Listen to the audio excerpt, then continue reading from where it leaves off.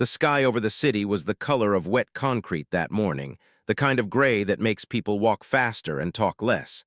It was the kind of morning where nothing seemed like it was about to happen, but something was. Down on the east side of the city, past the train yard and the shuttered shops, there was a gym called Iron Circle. It had been built for champions. Its walls were covered in photographs of fighters with gold belts and raised fists. The owner, a former fighter named Coach Rubin, had one rule taped above the door: respect is earned in the ring, not assumed outside it. Most of the young fighters who trained there had forgotten to read it. The gym's biggest name was a Muay Thai champion named Victor Lang. Victor had won 4 regional titles by the age of 26. He moved like a man who had never lost anything in his life, because in the ring he hadn't. He wore his championship belt to training sessions, not because he needed to, but because he liked how it looked in the mirror behind the mats. His sponsors loved him, the cameras loved him, and Victor loved being loved. That morning a man walked into Iron Circle wearing a jacket 2 sizes too big and shoes with the soles worn thin. His name was Elijah Cross. He was tall, quiet, and moved like someone trying not to take up space. He asked the front desk if he could join open training for the day. He paid in cash, counted slowly from a small envelope. Nobody at the desk asked his name twice. Nobody thought to. Elijah found a quiet corner of the mat and began to stretch alone. He didn't ask anyone to spar. He didn't announce himself. He simply moved, slow and careful, the way an old song moves when nobody remembers all the words but the melody stays. Victor noticed him first. He nudged his training partner and laughed low and sharp. "Look at this guy," he said. "Shoes like that, and he thinks Iron Circle is the place to learn to fight." His partner laughed too, because that is what training partners do when the champion makes a joke. Word moved through the gym the way water moves through cracks, quiet, but everywhere within minutes. By the time Elijah had finished stretching, half the gym was watching him without watching him, the way people watch someone they've already decided is not worth watching closely. Victor walked over, rolling his shoulders, his belt still around his waist even in training. "You here to watch, or you here to learn?" he asked, loud enough for the room to hear.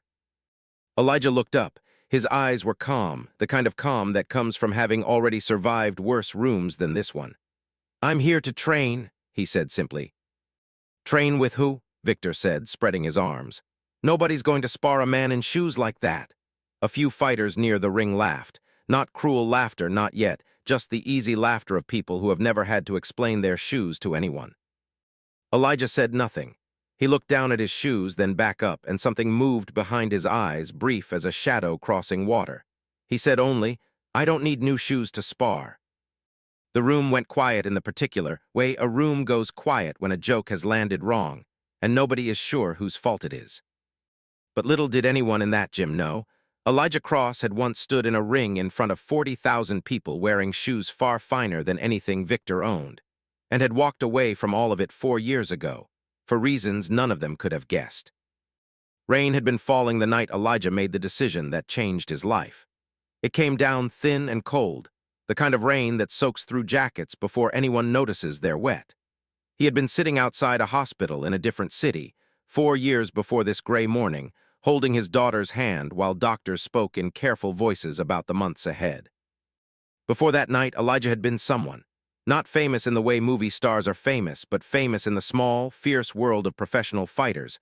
A former Muay Thai world champion who had beaten men twice his size with a kind of stillness that unsettled his opponents more than any punch could. He had trophies. He had sponsors. He had a life built entirely around being watched. And then his daughter got sick, and none of that mattered anymore. Walked away from the sport at the height of his career. No press conference, no goodbye fight. He simply stopped answering calls, sold what he could sell, and spent every dollar and every hour on doctors who might help. For 3 years, he barely trained at all. His body, once a weapon sharpened daily, grew soft and slow. His daughter grew stronger. He grew quieter. When people asked what he used to do, he said only, "I used to fight," and left it there like a door he did not want opened. By the time his daughter was well enough to laugh again, Elijah had no money left, no name anyone recognized, and no interest in getting either back. He moved to this sea. ID to start over, working nights at a warehouse, training in secret, alone, in gyms nobody watched. Until this gray morning, when he needed a real mat under his feet and walked into the first gym he found. He never meant to be seen. He only meant to move his body the way it remembered how to move. Back at Iron Circle, Victor was already circling Elijah on the mat, grinning for the small crowd that had gathered. "Come on then," Victor said. "Spar me. Let's see what those shoes can do." Coach Rubin stepped forward from the office, wiping his hands on a towel. "Victor, that's enough. The man came to train, not to be your entertainment." "It's fine," Elijah said quietly before Victor could answer. "I'll spar." The gym went still. Even Victor blinked, surprised the joke had turned into something real. "You sure?" he said, some of the swagger slipping from his voice. He walked to the ring the way a man walks into a memory. He did not ask for gloves with padding removed. He did not ask for an easy round. He simply climbed through the ropes and rolled his shoulders once, the same slow roll Victor had done minutes earlier, except on Elijah it did not look like a performance. It looked like a key turning in a lock. The bell rang, and for 8 seconds nothing happened that anyone in the gym could clearly describe afterward. Victor moved first, the way champions move first, testing with a quick low kick meant to embarrass, not injure. Elijah was not there when the kick landed. He had shifted his weight a half step to the left, the kind of movement that looks lazy until you realize it made an entire attack disappear into empty air.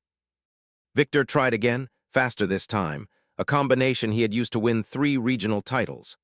Elijah blocked the first 2 strikes without appearing to try, and on the third exchange, something happened that the entire gym would describe differently for years afterward, because it happened too fast and too clean for most eyes to fully follow.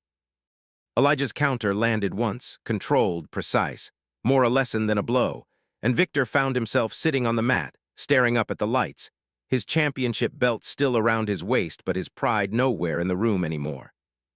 8 seconds. The whole gym had counted without meaning to, the way a crowd counts a fighter down without needing to be told. Nobody clapped. Nobody laughed.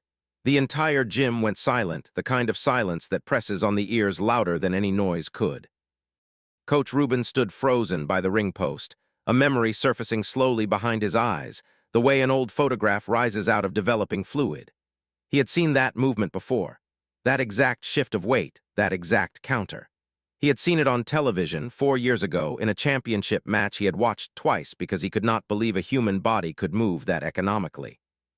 "Wait," Rubin said quietly, almost to himself. "I know that step."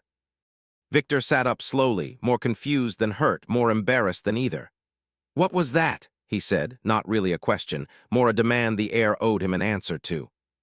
Elijah offered a hand to help him up, the same calm still sitting behind his eyes. "That was just training," he said. But Coach Rubin had already crossed the room, phone in hand, searching for something he half remembered and half feared he was about to confirm. He found the old footage in seconds, a championship final from years before, a fighter in gold shorts moving with that same unmistakable stillness before every strike.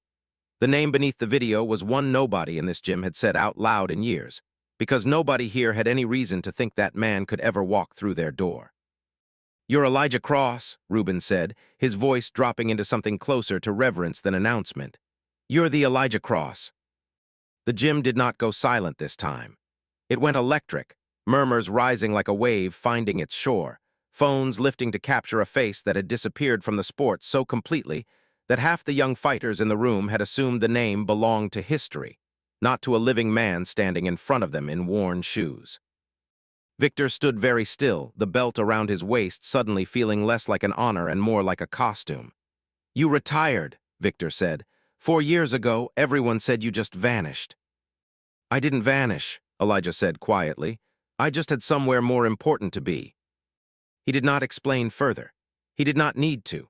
But little did the room know, upstairs in the small office above the gym, Coach Rubin was already dialing an old contact from the Fight Commission, unaware that the phone call he was about to make would change more lives in that gym than Elijah's quiet sparring round ever could alone.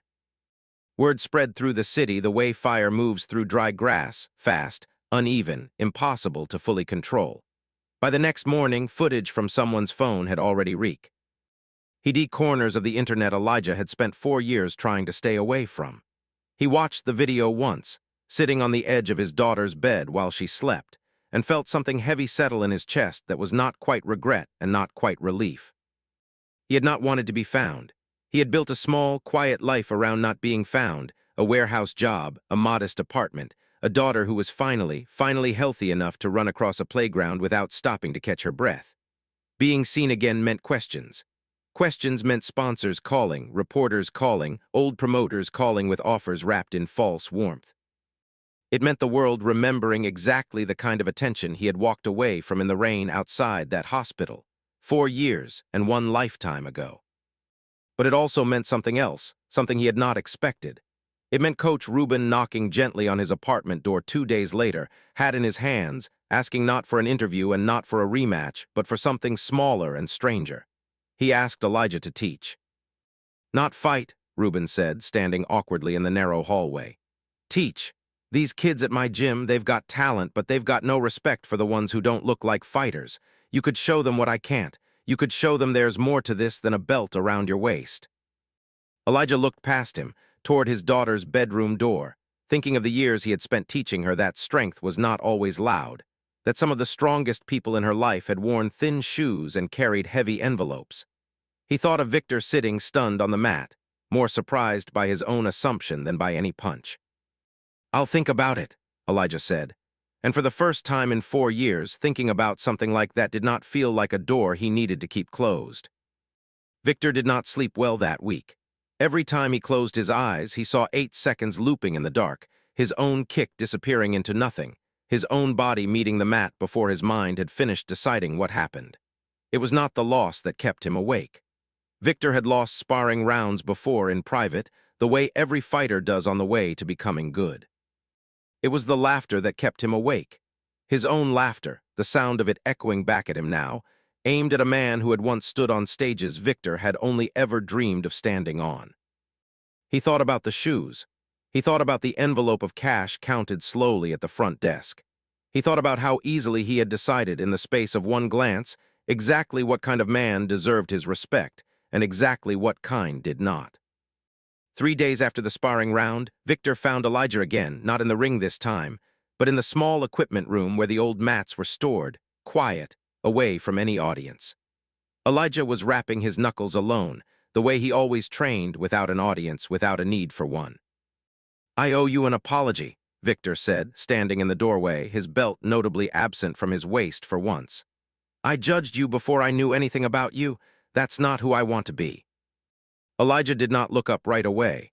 He finished wrapping his hand, slow and deliberate.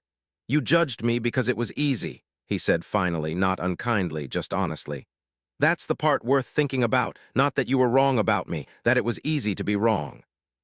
Victor swallowed, the words landing harder than any counter strike had. "Will you teach me?" he asked.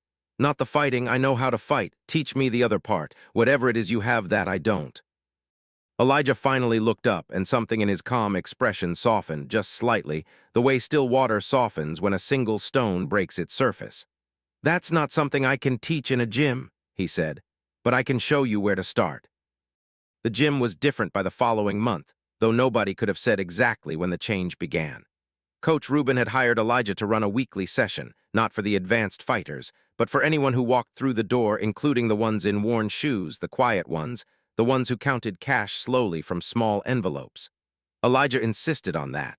If the gym wanted him, it had to want everyone the way it had almost failed to want him.